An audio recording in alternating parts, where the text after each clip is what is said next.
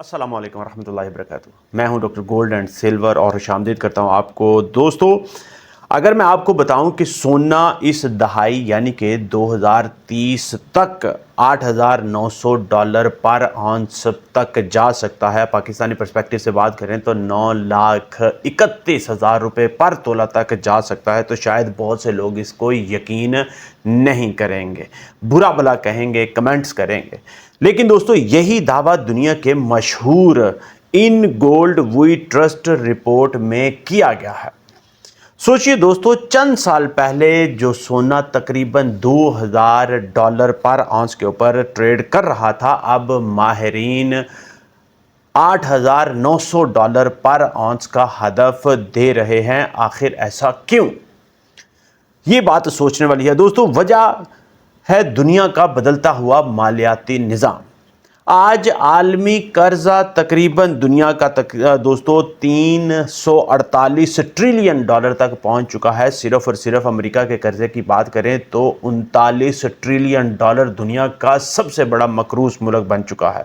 दूसरी तरफ दोस्तों, मरकजी बैंक मुसलसल सोना खरीद रहे हैं और टनों के हिसाब से खरीद रहे हैं, और कई ममालिक आहिस्ता आहिस्ता दोस्तों डॉलर के ऊपर इन्हिसार जो है वो ख़त्म कर रहे हैं। रिपोर्ट के मुताबिक दोस्तों, ये सोने की कीमत बढ़ने की कहानी नहीं है, बल्कि गोल्ड रीमोनेटाइजेशन यानी कि सोने का दोबारा आलमी मालियाती निज़ाम में अपने किरदार को हासिल करना है।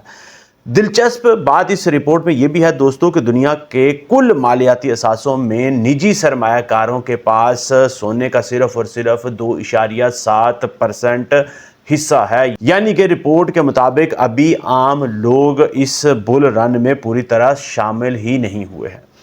लेकिन दोस्तों, एक बात याद रखें कि सोना बिल्कुल सीधी लाइन में कभी भी ऊपर नहीं जाता। माहिरीन का कहना है कि आने वाले महीनों में कीमतों में उतार चढ़ाव, बॉन्ड यील्ड का दबाव और मार्केट की बेचैनी देखी जा सकती है, इसलिए कलील मुद्दत में झटके भी आ सकते हैं। दोस्तों, अगर वाकई सोना $8,900 पर आउंस यानी कि पाकिस्तानी पर्सपेक्टिव से 9,31,000 रुपये पर तोला तक जाता है, तो चांदी भी हम नज़रअंदाज नहीं कर सकते। चांदी के बारे में उनका कहना है कि चांदी भी $500 पर आउंस तक जा सकती है।